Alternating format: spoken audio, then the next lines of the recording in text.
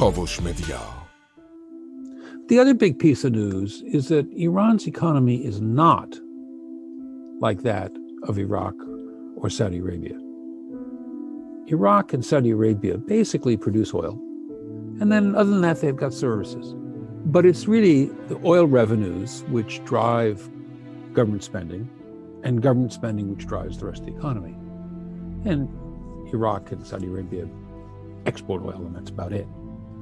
This is not that, and that, by the way, was true of Iran for a long time. I mean, you go back 30 years ago, that's a pretty good description of what was going on in Iran. It's not today. In fact, most of Iran's exports are non-oil products. Most of Iran's government revenue comes from sources other than oil.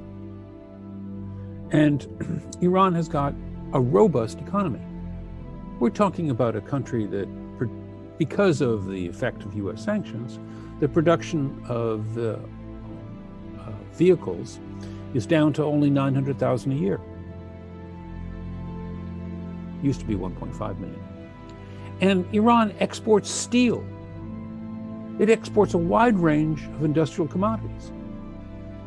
Well, Iran is going through a process of economic development rather similar to what some other OPEC countries like Indonesia and Malaysia went through some decades ago. And Iran's transitioning away from being an oil-producing country with a few other things on the side to being a pretty diverse economy in which oil's a big industry, but by no means the centerpiece of the country's economy. Iran's supreme leader has for years about a resistance economy. But one element of the resistance economy which is happening is that the country is becoming much less dependent upon oil. And as a result, the impact of the US sanctions on which have concentrated very much on Iran's oil and gas industry, were rather more limited than what Washington expected. And Washington had to branch out to target a lot of other industries, like the steel industry. In doing this, the US sanctions have become pretty comprehensive sanctions and not targeted sanctions. That reduces support internationally for US sanctions. It's one thing if the US government comes along and says, look, don't buy Iranian oil because the Iranian oil revenues go directly to the government and that then funds Iran's support for terrorism. It's another thing when the US government comes along and says, don't buy Iranian steel because the Iranian steel company is owned by a company which is owned by a company that's owned by a company that gives money to Hezbollah. That argument doesn't work so well. So the sanctions, as a punitive measure, don't really have much impact as a leverage if the Iranians think that they're going to stay there forever anyway. So the Iranian attitude, in fact, the attitude of the man on the street, is that, well, the United States may promise to lift the sanctions, but they actually won't. And I have to say, you know what? That's largely true. And so it's quite difficult to get leverage with these sanctions.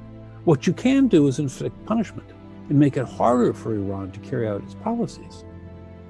But persuading the Iranians to return... Why is Biden talking so much about resurrecting the JCPOA? Well, not much is going to change on the economy, but there's going to be quite a change on the question of the stance about the nuclear program. And there could potentially be quite a change in the stance of diplomatic relations between the United States and Iran. But the relatively bad news is that over the last 10 years, especially the last 5 years, the Iranians have concentrated on developing hyper-accurate missiles and drones that allow them to inflict very substantial damage on another country.